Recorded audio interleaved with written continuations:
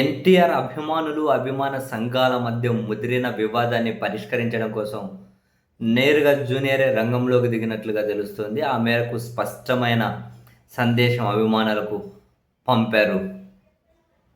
ఎప్పుడైతే రా ఎన్టీఆర్ పేరుతో సేవా కార్యక్రమాలు మరింత విస్తరించబోతున్నాము అని క్షేత్రస్థాయిలో సేవా కార్యక్రమాలు విస్తరించడం కోసం 100 కోట్ల రూపాయల ఫండ్ తోటి రాబోతున్నాము అని అతి పెద్ద స్టేట్మెంట్ వాళ్ళ దగ్గర నుంచి వచ్చిందో రా ఎన్టీఆర్ నుండి. సో ఆ స్టేట్మెంట్ రాగానే నెక్స్ట్ తమిళనాడు సీఎం విజయ్తో కంపారిజన్ స్టార్ట్ అయింది. జూనియర్ కూడా 2034 ఎన్నికలను దృష్టిలో పెట్టుకొని రాజకీయ కార్యకలాపాల కోసమనే పరోక్షంగా ఈ సేవను విస్తరించబోతున్నారు అని పెద్ద ఎత్తున చర్చ జరిగింది. ఎప్పుడైతే ఇది పొలిటికల్ టర్న్ తీసుకుందో బహుశా జూనియర్ కూడా కాసింత ఒత్తిడి అనిపించినట్లుంది.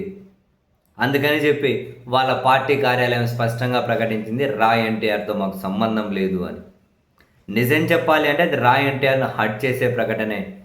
కారణం ఏంటి అని అంటే అటు ఏదైనా ప్రకటన చేయాలనుకుంటే వాళ్ళే రా ఎన్టీఆర్తో ఒకటి చేయించి ఉంటే సరిపోయేది. ఏదో ఒకటి కాసింత పొలిటికల్ రిలేటెడ్ సంబంధం లేకుండా డ్యామేజ్ కంట్రోల్ కోసం. కారణం ఏంటి, పాపం రా ఎన్టీఆర్ పేరుతో వాళ్ళు చాలా సేవా కార్యక్రమాలు చేశారు, చాలా అభిమానం చూపెట్టారు. కానీ మాకు వాళ్ళతో సంబంధం లేదని ప్రతి ఒక్కరు వచ్చి జూనియర్ ఎన్టీఆర్ పేరును వాడుకొని ఏదో ప్రయోజనాలు పొందుతూ ఉన్నారు అని నేరుగా వాళ్ళ ఎన్టీఆర్ సంఘాలు వచ్చి తిరుపతిలో మీడియా సమావేశం కూడా పెట్టేసరికి రా ఎన్టీఆర్ ఆయన వచ్చేసి వాళ్ళ ఫ్యామిలీ బ్యాక్గ్రౌండ్ కూడా చెప్పాల్సి వచ్చింది. చివరికి మళ్ళీ ఊరు వాడని ఒక కార్యక్రమాన్ని తిరుపతిలో ఏర్పాటు చేయడం,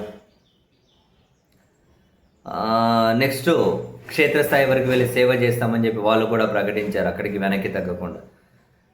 కానీ తర్వాత జూనియర్ ఎన్టీఆర్ రంగంలోకి దిగడం, అభిమాన సంఘాలు సేవ చేయడం వరకు ఓకే, కానీ పెద్ద ఎత్తున ఫండింగ్ అంటే ఇష్యూస్ వస్తాయి, రకరకాల డీవియేషన్ స్టేట్మెంట్లు వస్తాయి.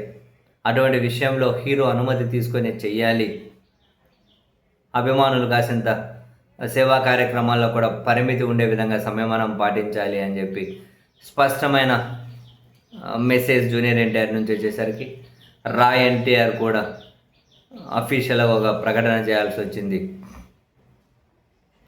మా మీద విజయం సాధించిన వాళ్ళకు శుభాకాంక్షలు అని చెబుతూ మేము ఈ సేవా కార్యక్రమాలు ఏవైతే ఉంటాయో వాటిని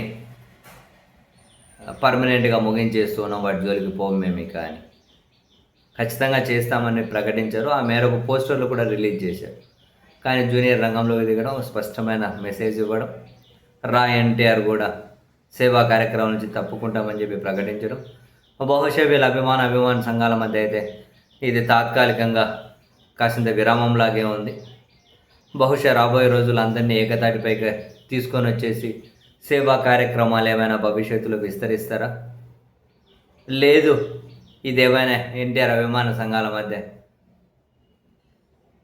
చిలికి గాలివానగా మారి పెద్దదై కొందరు ఏమైనా ఎన్టీఆర్ అభిమాన సంఘాల నుంచి పూర్తిగా పక్కకి వెళ్ళిపోయే పరిస్థితి వస్తుందో చూడాలి.